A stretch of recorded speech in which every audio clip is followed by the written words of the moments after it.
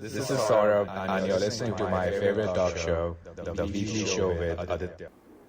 This is episode 204 on the 6th of May 2020. This is Saurabh, and you're listening to my favorite talk show, The Weekly Show with Aditya. I welcome you all to an award-winning talk show as India's only WWE expert talks about another pay-per-view event which will be shot without any audience since the epidemic struck the world and sporting bodies were forced to recalibrate their plans as far as hosting various sporting events are concerned, and a majority of these sporting bodies went ahead to postpone or cancel specific events. WWE decided to host their events without a crowd in a smaller center, that is their performance slash training center. It's the most unique thing one has ever seen. And then came Wrestle-mania, first time in over 3.5 decades where this event, which is usually the most marquee event, though it would be for a few individuals unethical to compare this Wrestle-mania, which happens every year in April, to the Olympics or the Euro 2020, which happen once in 4 years. But going ahead with the Wrestle-mania event, they decided to produce this in closed doors, that is at a smaller center. That showed that how important a crowd is at a sporting event, how it feels like a ghost like scenario when an sporting event or when any event is hosted without a crowd. And this is how it felt when I watched the Wrestle-mania event. Smaller center, no crowds, limited staff. Despite such restrictions, the Wrestle-mania event was this year cast into a 2-night event with so many matches scheduled. Their motto this year was a Wrestle-mania too big for one night. And what was the most unique part of this tournament? It was a graveyard match, or as they called it, a boneyard match between Undertaker and AJ Styles. Now, these two individuals had been sparring on and off verbally. They had their verbal sparring over a month, at least from the time in mid-March till the time the match was scheduled. And when these two wrestlers fought, one who has made his career over 3.5 decades in this particular company, the other who has fought all over the world, including independent wrestling circuits. And finally, after 15 years making it to this particular company, the match between these two individuals was as epic as they come. Now, when we watch a TV show or a movie, when we see the main protagonists get injured, they are bleeding, they are injured, they are hurt, we know that it's not real. It's the work of visual effects, special effects, makeup, and other such extras added. So we know that if the main protagonist is shot, they are not dead in real time. They die as a character in that particular movie or a TV show. So we don't feel bad. We know that yes, it's only a 2.5 hour to 3 hour movie, and once the movie production finishes and once the movie comes online in theaters or in other platforms, it's only a scripted fictional version, but it's often difficult to take WWE in that respect. Everybody knows that WWE and other such wrestling entertainment companies, their matches are not real, everything is scripted, yet the feeling of the matches being live with commentary in the background doesn't give it the feeling of what we see in a movie. A movie, we know it's very different. There are over 1,000 people involved: the writers, the producers, the makeup people, the visual effects, the special effects, the stunt people. And despite knowing that there are similar individuals involved in the production of a WWE program, yet over the years, WWE has seen matches like the casket matches, where Undertaker rose from the dead literally in a casket, where Kane, his fictional brother, was injured and burnt his face. And we know that all that is not true. That is as fictional as what one sees in a TV program. Yet, the feeling of live crowds, the matches being live with live commentary, it has a very different thought process than what one sees in a movie. WWE decided to take it a notch further by shooting a graveyard match between AJ Styles and The Undertaker. The Undertaker, whose retirement is imminent, but they are trying to stretch his career as long as possible, while AJ Styles, also in his mid 40s, is trying to make sure that he can prolong his career as much as he can. And to top it all, they shot their wrestling match wasn't seen as a wrestling match, it was seen as almost a cinematic themed styled production, where they fought in a graveyard, where it was fought outside the WWE center or the stadium. This might define WrestleMania 36 legacy. And the boneyard match or the graveyard match wasn't the only match which took everyone by surprise. That high quality action and a bizarre graveyard match.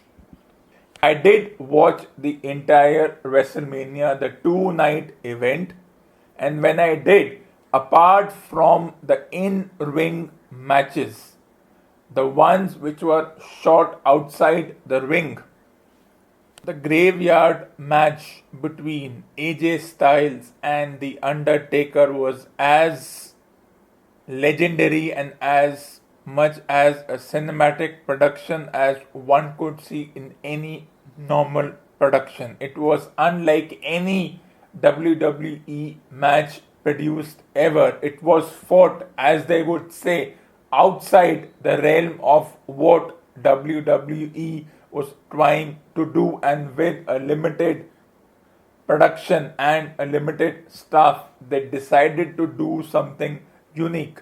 Remember, this match was shot before the actual event happened, but the way they showed it, the way they produced it, it looked as if the match was being shot in real time.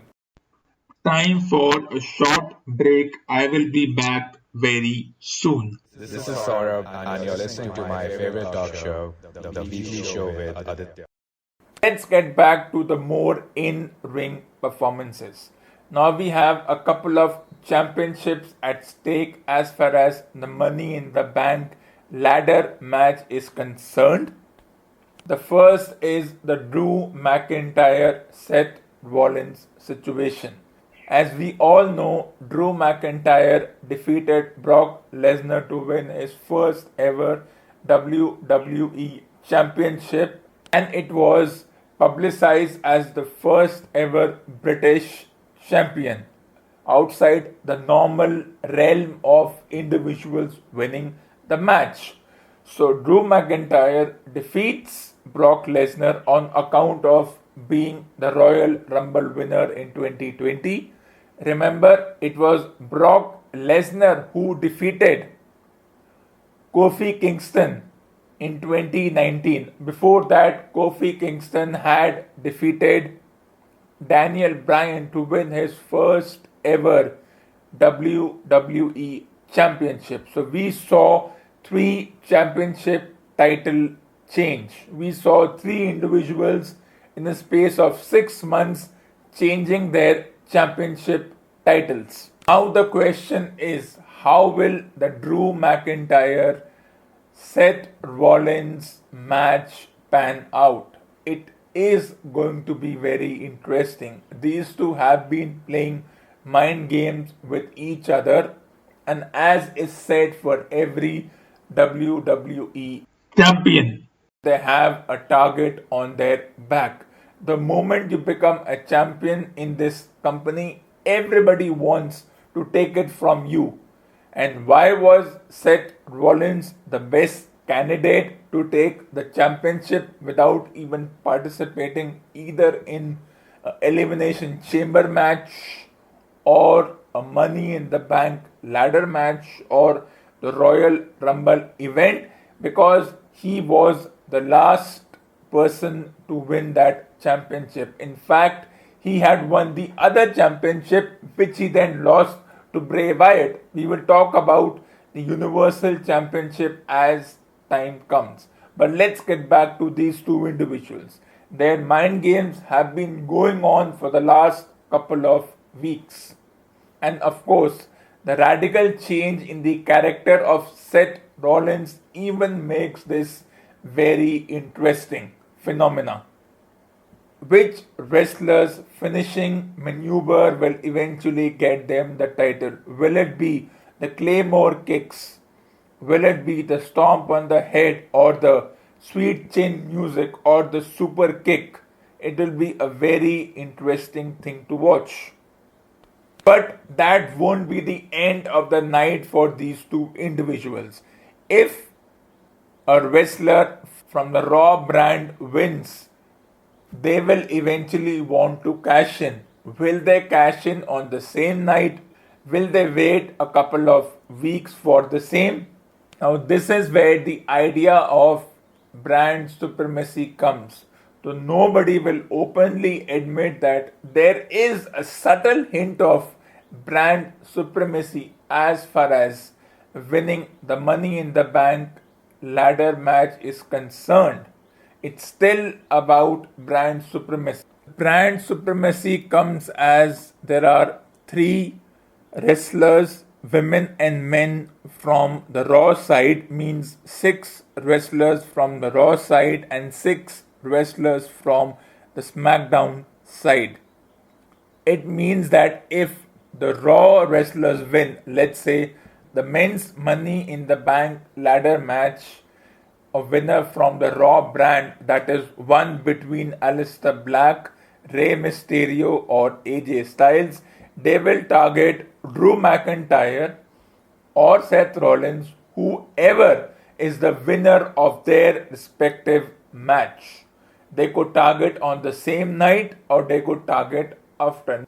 Now, looking at the match scenario, it seems as if first the ladder matches will be shot, will be produced, will be fought. That is, the men and the women will be fighting in 2 separate rings at the same time. And if the Wrestle-mania 2-night event wasn't enough to add to the excitement and the fervor of a unique pay-per-view event, the Money in the Bank ladder match takes it to the next level. Because as the promotion has been, this year WWE wrestlers and superstars will have to risk it all to win the groundbreaking edition of the Money in the Bank matches. Time for a short break. I will be back very soon. This is Saurabh, and you're listening to my favorite talk show, the Weekly Show with Aditya. Listen to this. The match begins on the ground floor of WWE headquarters, but the briefcases containing contracts for a championship match anytime, any place will be hanging all the way up on the roof of the corporate tower. And remember, AJ Styles was not scheduled in the original lineup. It was only after another wrestler was injured that AJ Styles was inducted into the match. And this becomes very anticlimactic because AJ Styles was thought to be buried in the sense of that he would never return again. But returning after a month made it even more interesting with respect to the other wrestler getting injured, and this is how things change quickly as far as this particular company, this particular profession is concerned. Things turn as fast as one can imagine. It was as if the injury of the other wrestler, that is Apollo Crews, opened the door for this individual AJ Styles, who won a gauntlet match defeating 3 other wrestlers. Now let's get back to the other big wrestling match, that is the men's big wrestling match. If the Drew McIntyre Seth Rollins match isn't enough, now we add the Bray Wyatt Braun Strowman Universal Championship match. Remember, just like Drew McIntyre, Braun Strowman beat another icon in the sense of beating Goldberg. And now, where are Goldberg and Brock Lesnar? Being in their mid 40s and mid 50s, it is obviously an indication that they will soon call off their career, but that is a discussion for another day. Let's get back to this match between Braun Strowman and Bray Wyatt. Interesting thing about the Braun Strowman Bray Wyatt match is that both these wrestlers know each other from a former faction, from a former group they were a part of. But both these individuals going into their independent ways, independent wrestling moments, these two have come back together again, and it will be very interesting as to how Braun Strowman faces his, what one would call, his former mentor. Will the two champions, that is Braun Strowman and Drew McIntyre, overcome the mind games of their opponents who are loath at losing their titles? Or will they lose their title just 1 month into their championship reign? That would be a very short championship reign, and if the company wants to promote these two individuals, because these 4 individuals are what they call the future legends. As I said in my previous episodes, it's time to move away from the likes of Triple H, Shawn Michaels, Undertaker, Kurt Angle, John Cena. These wrestlers have done their part, and they are already at an age where they would be thinking about retirement or spending more time outside the ring and in other lucrative businesses or lucrative professions, which is for most of these wrestlers a movie production or a TV show. But these 4 individuals, according to me, will take over as the legends, as future Hall of Famers, and therefore these two championship matches are very important. There are a few individuals apart from these 4 who can take their own legendary status to the next level, and while we will always respect the likes of Undertaker and his contemporaries. As I've said in my previous episodes, and those who have been listening carefully will understand where I am bringing those ideas from.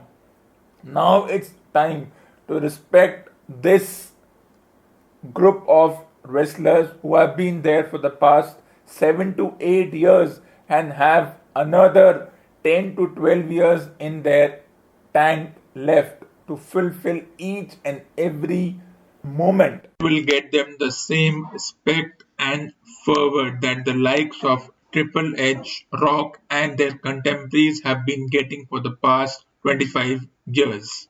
Time for a short break. I will be back very soon. This is Saurabh, and you're listening to my favorite talk show, the Weekly Show with Aditya. As far as the women's side goes, never before in its nearly 3 decades of history has the women's division contributed so much to this company. If you look at the pre-2010 era, the women wrestlers were far and few in between and could be counted on one's fingers. And now we have so many women wrestlers that they have set up their own legacy, that they are different from the men. They are not part of the men. They have their own Money in the Bank ladder match. They have their own Royal Rumble event. Despite all the fictional and the scripted nature of the WWE and the sports entertainment division, which is understood, we know that everything is scripted. Everything is not what it seems. But the fact that more women wrestlers are coming through this circuit shows the difference between how this company is giving the women wrestlers a chance versus other sporting bodies, especially the Indian Cricket Board, where they are loath to have a separate women's championship tournament. Who are the women who are in the Money in the Bank ladder match? From the side of Raw, there is Shayna Baszler, who has made her way quickly from NXT to Raw. Nia Jax and Asuka versus the SmackDown leaders, that is Dana Brooke, Lacey Evans, and Carmella. And once again, the question is, will it be the Raw side of men who wins, and will it be the SmackDown side of the women who win? Because, as I said, it is a subtle moment of brand supremacy. Having only 3 wrestlers from each brand shows that how the priorities have changed, because once upon a time there used to be at least 5 from each side, and now with the priorities changing, with the definition of the sporting events changing over the past 8 to 9 weeks, and the literal and the metaphorical meaning of climbing the corporate tower, because it's more than just a physical climb, it's basically a metaphorical climb. You have seen in movies actors fight in buildings, going all the way up to the roof and beating each other up. But have you seen such a thing in wrestling? So are they trying to compete with the movie side of things? A wrestling ring on the top of the roof, on the tower? Will it even happen that way? It will be very interesting, where they will have to climb the ladder and grab the briefcase. It won't be as straightforward as it would have been if this was a normal wrestling event. But with drastic changes comes drastic measures and an opportunity to do something different. Will I be watching all these matches? Of course I will be watching all these matches. As India's only WWE expert, who else do you think will watch these matches, analyze, and bring to you a lively analysis of the same? As I said before in my previous episodes, there are two men's championship at stake. One of them in which the wrestler will cash in, whether it is on the Raw side or the SmackDown side, that is not yet known. On the women's side, there are at least three championships at stake: the Raw Women's Championship, the SmackDown Women's Championship, and the NXT Women's Championship. And it will be very interesting as to how this pans out. Will Shayna Baszler win again and then confront her nemesis? Will it be somebody else? Will it be somebody who has never won before? Will it be someone who has got the championship before? Looking at the lineup from the men's side, only King Corbin and Rey Mysterio are former Money in the Bank winners. The others will be competing, and if they win, it will be their first time. From the side of the women's match, only Carmella has won this. So it will be very interesting as to how this entire production pans out. Nobody knows who will win. We already know what will happen after they win. Will the winners cash in immediately? Will they wait? Will they play the mind games? Will the cash in be successful? Will it be from the SmackDown side? Will it be from the Raw side? I will be answering all these questions, and I will be analyzing each and every match in this particular and unique pay-per-view event. And I will be back next Wednesday for this analysis. Time for a short break. I will be back very soon. This is Saurabh, and you're listening to my favorite talk show, The Weekly Show with Aditya. This ends episode number 204 on the 6th of May 2020. And now stay tuned for the next episode, which will be coming to you on Friday. Till then, it's good night and goodbye. This is Saurabh, and you're listening to my favorite talk show, The Weekly Show with Aditya.